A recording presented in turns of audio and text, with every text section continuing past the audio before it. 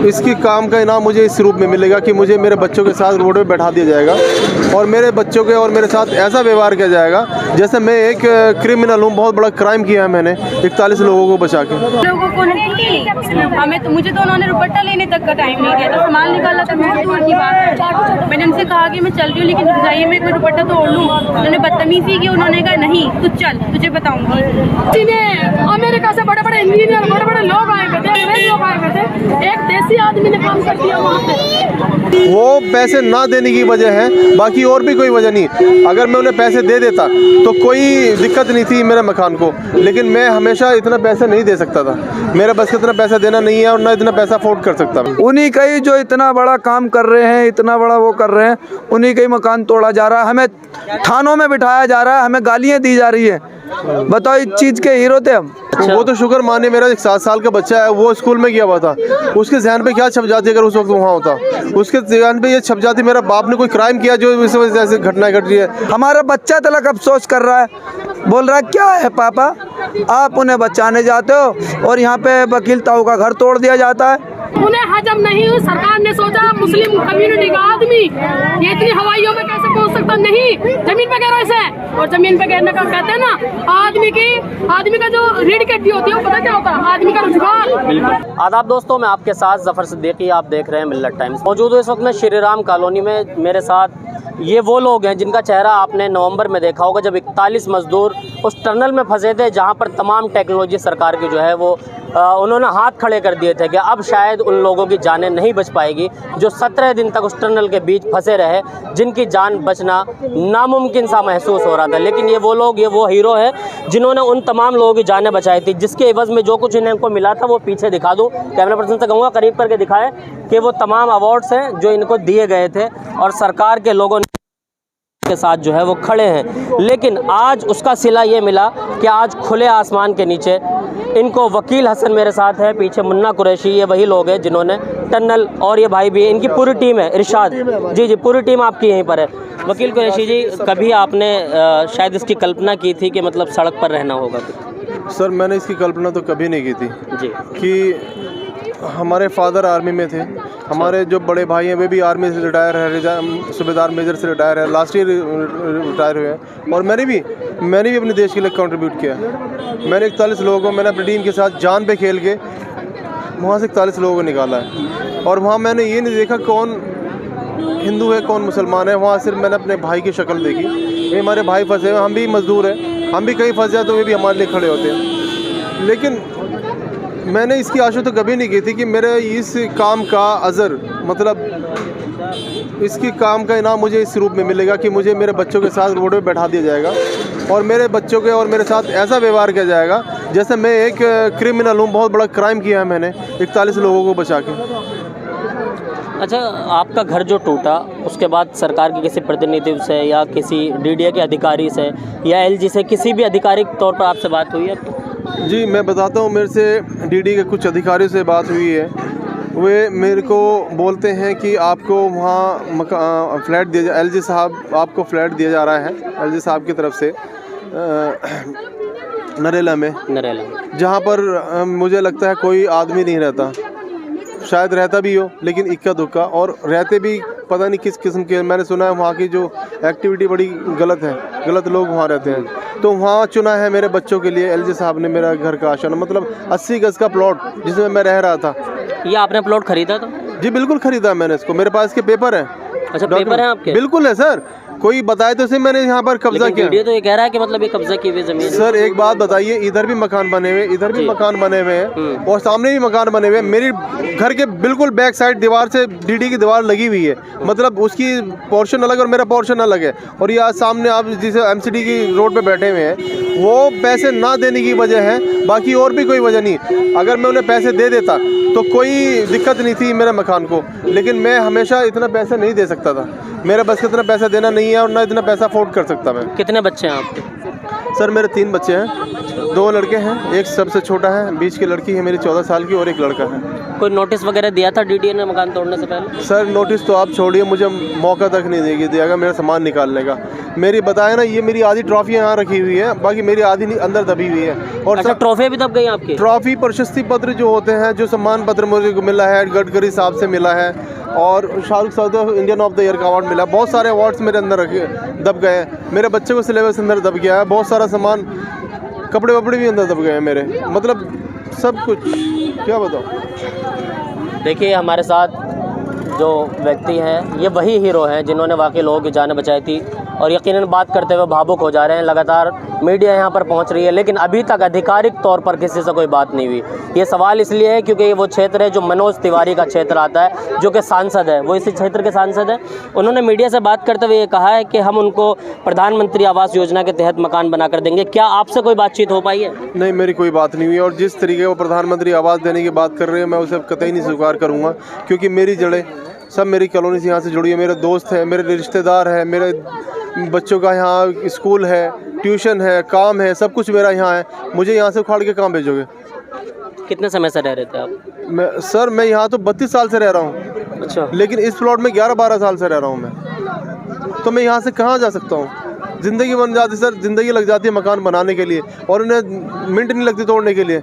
अब जिस तरीके से इन्होंने तोड़ा है, उस तरीके से बना के दिखाए ना इस मकान को। अच्छा, जब वो तोड़ना आए थे आप घर पर थे उस वक्त? ये भी देखिए, मैं भी घर पे नहीं था, और मेरी वाइफ भी घर पे नहीं थी। इसके घर पे, ये इसका प्रूफ है।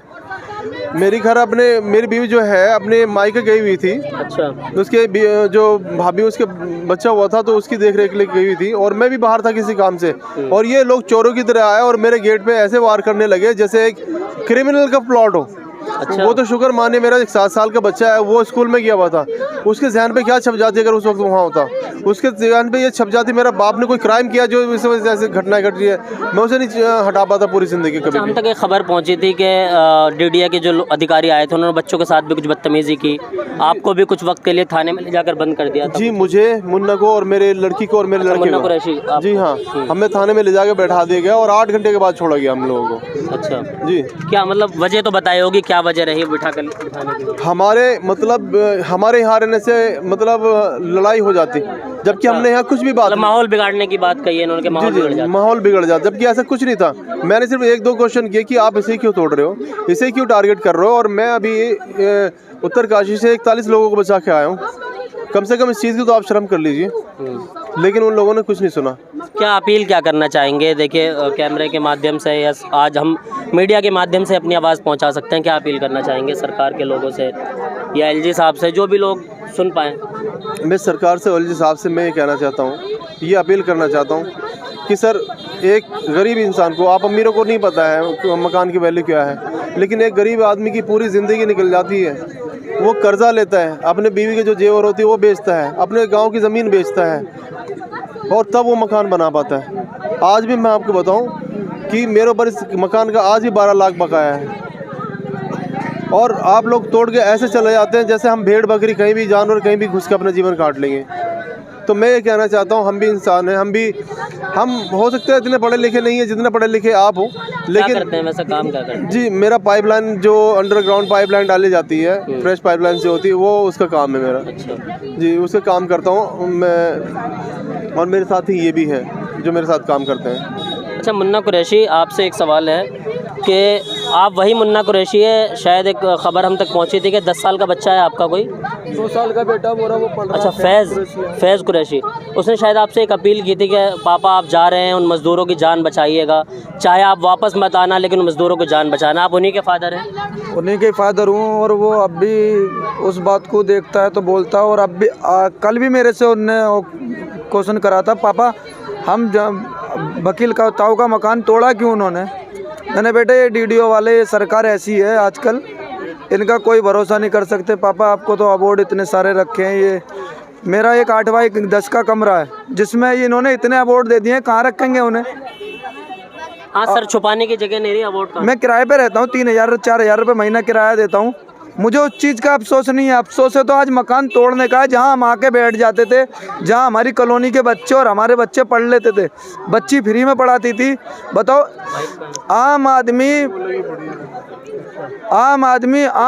बच्ची एक फ्री में पढ़ा रही है, इतना योगदान दे रही है, और सरकार मकान तोड़ रही है। उन्हीं का ही जो इतना बड़ा काम कर रहे हैं, इतना बड़ा वो कर रहे हैं, उन्हीं का ही मकान तोड़ा जा रहा है। हमें थानों में बिठाया जा रहा है, हमें गालियाँ दी जा रही है। बताओ, इस चीज़ के हीरो थे हम। हमें बहुत अफसोस के साथ कहने पड़ रही है। ऐसा लग रहा है कि शायद जो मजदूरों की जान बचाई है उसकी सज़ा मिली है। मुझे तो ये लगता है इन्होंने जो हमें सम्मान दिया था ना, वो सम्मान ये रहा। ये सम्मान है, ये छत तोड़ के सम्मान दिया है इन्होंने। पता नहीं इन्होंने अपने दिल में क्या राज छुपा रखा था, जो भाई आ जाओ तुम्हें हम चादर भी देंगे और तुम्हें 25-25 हज़ार रुपये भी देंगे, फिर तुम्हारा मकान तोड़ेंगे। आज ये मकान तोड़ा गया ना, इसका उस दिन इतनी खुशी थी, आज वो खुशी इन्होंने मट्टी में मिला दी, वो सम्मान मट्टी में मिला दिया। आज हमें बड़ा अफसोस है। हमारी टीम, नसीम भाई, फिरोज भाई, ये राशिद भाई और इरशाद भाई, सब हम आए हुए हैं। हमें इतना बड़ा अफसोस है बेतादाद। हमारा बच्चा तलक अफसोस कर रहा है, बोल रहा है क्या है पापा, आप उन्हें बचाने जाते हो और यहाँ पे वकील ताऊ का घर तोड़ दिया जाता है। अब हम पढ़ने कहाँ पे जाएंगे? मैंने बाहर पढ़ना, वहाँ पे पढ़ा रहे हैं, आए हुए हैं वो यहाँ पे पढ़ने बच्चे भी। मैं अपने बच्चों को छोड़ के उत्तराखंड गया, ठिठर की ठंड में। उनकी माँ नहीं थी, कोई नहीं था, पड़ोसियों ने संभाला, उनकी खालाओं ने बराबर में उन्होंने संभाला। हम इतना बड़ा काम अपने बच्चों को छोड़ के चले गए। बच्चा कह रहा है पापा हम निकाल के आना, चाहे मर जाए हम, मगर आप निकाल के आना। हम तो उन्हें निकाल के ले आए और अल्लाह के हुक्म से ठीक ठाक आए, मगर इन्होंने आज हमें यहाँ मार दिया, हमारा घर गिरा के। जिसका घर, क्या अपील करना चाहेंगे? मैं यही अपील करना चाहता हूँ, यही वाला मकान और जैसा था वैसे ही बना के हमें दे दिया जाए, यही अनुरोध है हमारा बस। चलिए, बहुत बहुत शुक्रिया। और भी तमाम लोग हैं इधर, और मैं ख़ास तौर पे कैमरामैन से कहूँगा कि इनको दिखाएं कि बच्चे आज भी पढ़ रहे हैं। ये वकील भाई का मकान है, जिनके मकान पे जो है छोटे छोटे बच्चों को पढ़ाया जाता था। ये देखिए कि सड़क पर है, लेकिन बच्चे आज भी यहाँ पर जो पढ़ने आते हैं, ये इनका मकान था जहाँ पर डीडीए ने जो है रातों रात यहाँ पर ये दीवार भी खींच दी है। छोटे छोटे बच्चे यहाँ पर पढ़ाई करते हैं, ट्यूशन पढ़ने आते हैं। तो कहीं ना कहीं आज ऐसा लग रहा है कि देश के हीरो जिन लोगों ने जो है, उनसे भी बात कर लें। ये उनकी वाइफ है जिनका मकान टूटा है, वकील भाई का। कैसे देख रही हैं इस कार्रवाई को? मैं इस कार्रवाई को ऐसे देख रही हूँ कि अभी तक सरकार सो रही है। अभी तक सरकार 3 दिन हो गए आज हम लोगों को, जब मजदूर वहाँ पर फंसे हुए थे और धामी जी को और मोदी जी को जैसे ही ये पता लगा, ध्यान रखना, धामी जी को और मोदी जी को जैसे ही ये पता लगा कि वहाँ से मजदूर निकल चुके हैं, धामी जी एकदम वहाँ एकदम 85% हो गए। क्यों? हाईलाइट में आना था, क्रेडिट लेने के लिए। मजदूरों को किसने निकाला? धामी जी ने या वकील हसन की टीम ने? वकील हसन की टीम ने निकाला, राइट है ना? तो धामी जी वहाँ पहुँच गए क्रेडिट लेने के लिए। अभी भी तो धामी जी को, मोदी जी को, तिवारी जी को और तो और ये रहे हमारे मोहन बिष्ट, ज़्यादा दूर नहीं है, यही 1-1.5 किलोमीटर के। अभी हमारे सामने गली में मकान तोड़ने के लिए आ गए थे एमसीडी वाले। धामी जी वहाँ पहुँचे, 1 मिनट नहीं लगाई, तुरंत वापस कर दिया बुलडोजर वाला। सारा बुलडोजर भी थी, मशीनें थी, गैस सिलेंडर था तोड़ने के लिए। हमारी नंद भी उस दिन मौजूद थी, हम यहीं से बैठे हुए मंजर देख रहे थे सारा। 2 मिनट नहीं लगे, सारी टीम वापस हो गई। क्यों भाई? वो कौशिक का मकान था इसलिए, ये हसन का मकान है इसलिए। अच्छा बहन, वकील हसन की पत्नी है आप, और आपके राइट साइड में जो लेफ्ट सारे मकान अभी बने हुए हैं, आपका मकान टूटा है, क्या आपको ये महसूस हो रहा है कि जो उन लोगों की जान बचाने के बाद जो इनको क्रेडिट और जो इनको प्यार सम्मान पूरे देश ने दिया, उसका आज बदला सरकार ने? ये बदला सरकार यूँ ले रही है। कल तक जो वकील हसन था वो सिर्फ पाइप पुशिंग का काम करता था, रॉकवेल कंपनी से जुड़ा हुआ था। आज क्या है? आज वो वकील हसन रेड माइनर्स, सीवियर्स, हीरो, देश का हीरो बन गया है। तो भाई शाहरुख खान उससे मिलने आ रहा है, तो नितिन गडकरी उसे बुला रहा है, अखिलेश यादव जी उसे बुला रहे हैं, इतने बड़े बड़े लोगों ने उसे बुलाया है। मतलब ये चीज़ हजम नहीं है, तो सोचने की बात है। अब ये वकील हसन जी नीचे से उठने कहाँ पहुँच गए? आसमान का तारा बन गए। उन्हें हजम नहीं हुई। सरकार ने सोचा मुस्लिम कम्युनिटी का आदमी ये इतनी हवाइयों में कैसे पहुँच सकता? नहीं, जमीन पे गिरो इसे। और जमीन पे गिरने का कहते हैं ना, आदमी का जो रीढ़ की हड्डी होती है वो पता क्या होता है? आदमी का रोजगार, उसका रोजगार खत्म कर दो, वो वैसे ही अपाहिज हो जाएगा।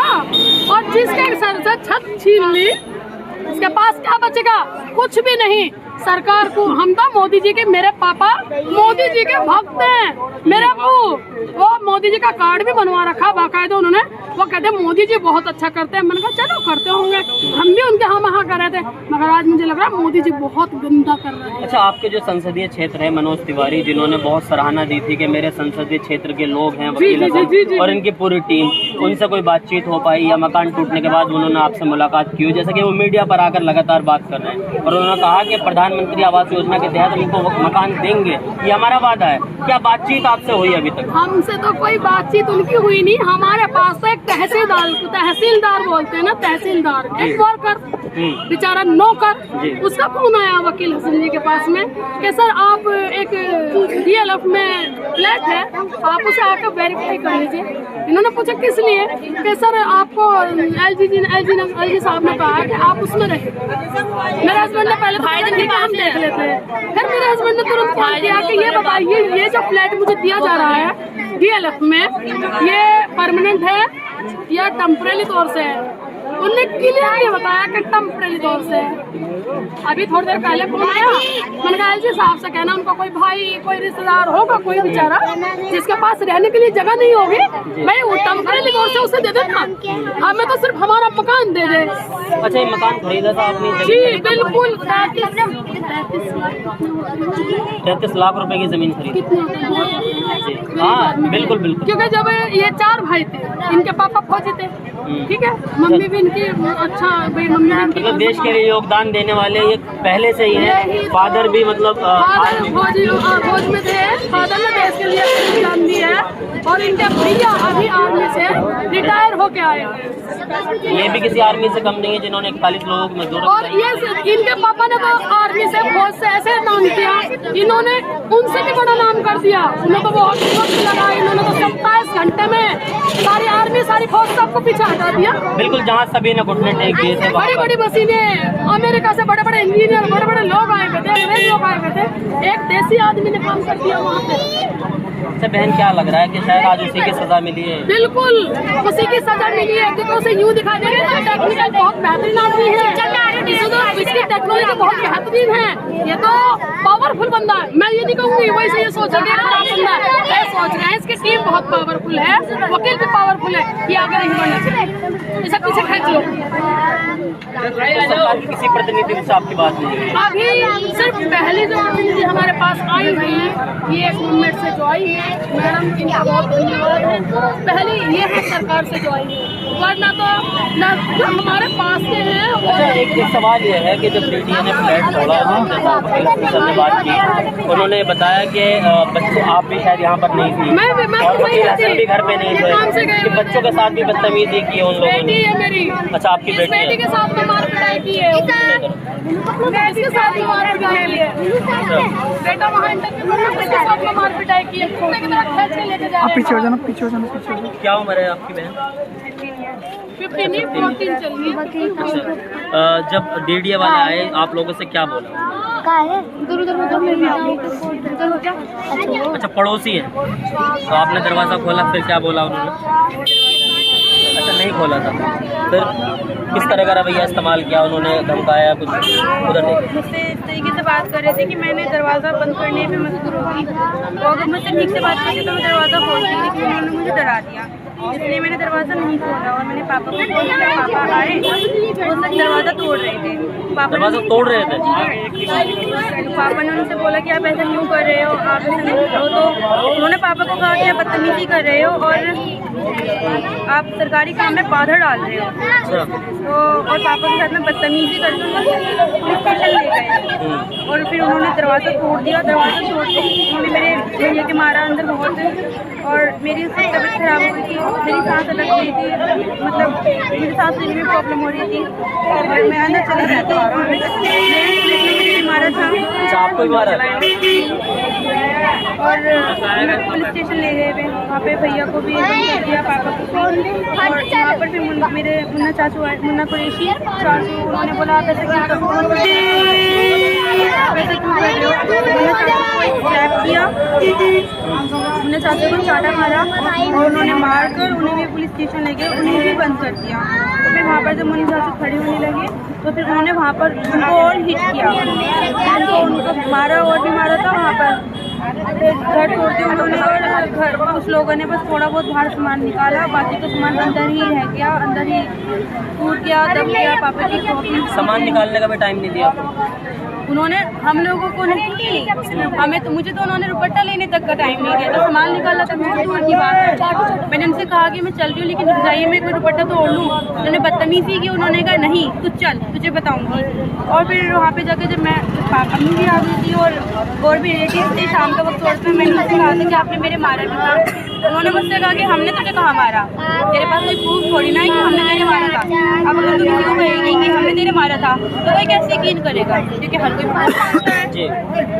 तो आप लोग जैसा आपके फादर बता रहे हैं कि जब आप लोगों का मकान तोड़ रहे थे, कोई वीडियोस वगैरह भी है? बनाई थी वीडियो। अच्छा, वैसे आप बच्चों को पढ़ाती हैं यहाँ पर? फ्री में पढ़ाती हूँ बच्चों अच्छा, फ्री में पढ़ाती हैं आप? को। जी। देखिए हमारे साथ वकील हसन की बेटी हैं जो बच्चों को पढ़ाती हैं। मेरे बराबर में छोटे छोटे बच्चे बैठे हैं जो आज सड़क पर बैठे हैं, जो घर में बैठकर पढ़ते थे। इनकी मदर ने बताया कि वकील हसन के जो पिता हैं, यानी कि वो आर्मी में रहे, इनके एक भाई हैं जो आर्मी से रिटायर रहे, और वकील हसन भी किसी आर्मी से कम नहीं, क्योंकि उन्होंने भी 41 मजदूरों की जान बचाई थी और देश के हीरो थे, हैं और रहेंगे।